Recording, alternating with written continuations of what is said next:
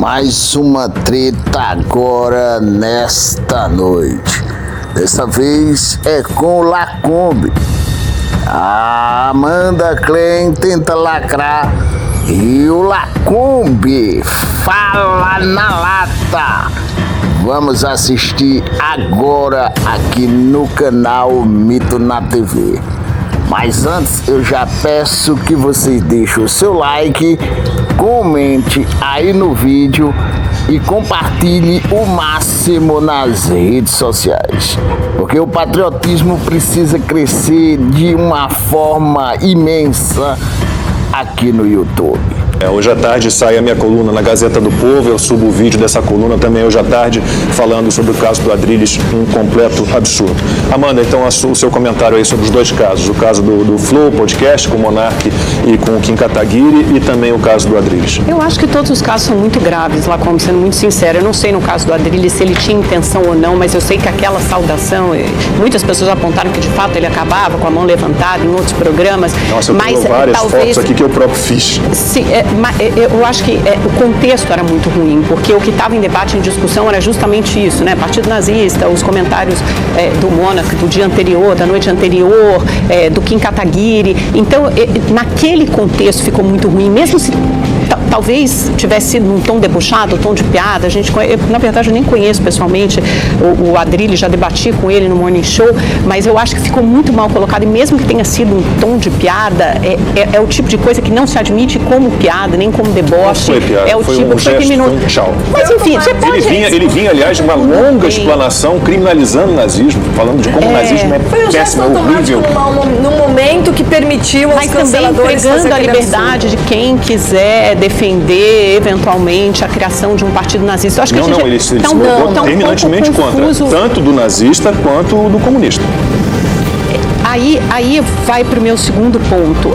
Primeiro, que eu acho muito preocupante que a gente tenha ficado talvez mais à vontade, menos constrangido de discutir e de ouvir com cada vez mais frequência vozes defendendo de alguma forma ou fazendo declarações antissemitas. Isso me preocupa muito, defendendo de alguma forma o nazismo, ou se apropriando, se utilizando de símbolos nazistas, que aliás já aconteceu muitas vezes no governo Bolsonaro, com o próprio assessor internacional Felipe... Não, peraí, deixa eu falar, deixa eu acabar de falar. Eu vou rebater todos eles, eu tenho minha coluna em cima disso, aliás. Você pode rebater. A gente tem muitos casos, a gente tem do Roberto Alvim, lá o ex-secretário Roberto Alvim, o gesto aqui, ele foi absolvido pela tese. Esse é o Felipe Martins. Esse é o Felipe Martins. Não, Roberto Alvim é o secretário de Cultura, que usa toda uma gramática, uma cenografia nazista, depois de muita pressão da sociedade judaica. Tudo bem, Lacombe, mas o que eu estou falando, eu entendo que haja medidas depois contra, como uma demissão, por exemplo, foi a mesma coisa que aconteceu na outra emissora. Mas o problema é que você tenha se sentido mais à vontade enquanto sociedade para deixar que essa discussão volte à tona. A emergência dessa discussão já é suficientemente preocupante. Agora, deixa eu fazer outra distinção que também me preocupa muito, que essa associação, essa equivalência que eu vejo como falsa. Eu até passei ontem, hoje, debatendo com professores de sociologia, gente do Instituto Brasil-Israel, enfim, que é judeu, que conhece muito isso, sobre essa associação entre nazismo e comunismo. E um dos professores, o Michel German, me faz uma distinção que parece ser fundamental, que é o seguinte: o socialismo soviético não se funda sobre a ideia de genocídio como o nazismo se funda. E aí ele aponta 3 características que descrevem o genocídio, que são as seguintes: primeiro, um assassinato deliberado; depois, a construção do inimigo, do outro como inimigo, pelo simples fato da existência dele, não porque ele tenha tido determinada ação ou determinada atividade que seja errada ou equivocada, mas pelo simples fato dele existir, ele precisa ser eliminado, que aconteceu com os bósnios, com os tutsis, com os judeus na Segunda Guerra. E depois, a terceira característica é da destruição total. Obviamente que é difícil você ter a destruição total de um povo, mas esse é o seu objetivo, é a sua meta, é a sua ambição. Isso não caracteriza a ideia, por isso que você tem o Mein Kampf, que é a minha luta do Hitler, que é proibido, e o Manifesto Comunista não é proibido. Você tem partidos comunistas no mundo inteiro. Isso representa a ideia, cada vez mais minoritária de uma parte da sociedade, mas isso apresenta a visão de uma parte da sociedade. Então, a ideologia comunista, ela não se funda sobre a ideia de genocídio ou de extermínio do outro, o que não nos impede de reconhecer, obviamente, que o Stalin, que não é a mesma coisa que esquerda e a mesma coisa que comunismo, a gente tem que separar todos esses conceitos, não tenha produzido milhões e milhões de cadáveres. E também é uma falsa aritmética você ficar comparando, porque o nazismo matou 6 milhões de pessoas e porque o Stalin matou 100 milhões de pessoas, porque essas são as fotografias que a gente vê na rede social, mas isso é reduzir o debate, isso é deixar um debate muito raso. A gente tem que entrar no conceito, na ideologia de cada uma, tanto do nazismo quanto do stalinismo, que guarda semelhança, a Bruna tem razão, no fato em que pese os dois serem regimes totalitários, mas um se funda sobre a ideia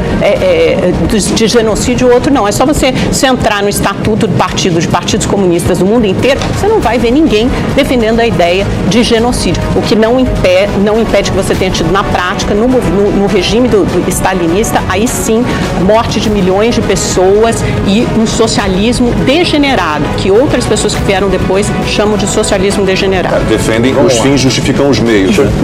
Pode tudo, vale tudo. Os regimes de esquerda, que vocês chamam de ditaduras, Venezuela e socialista que tenha sido humanitário.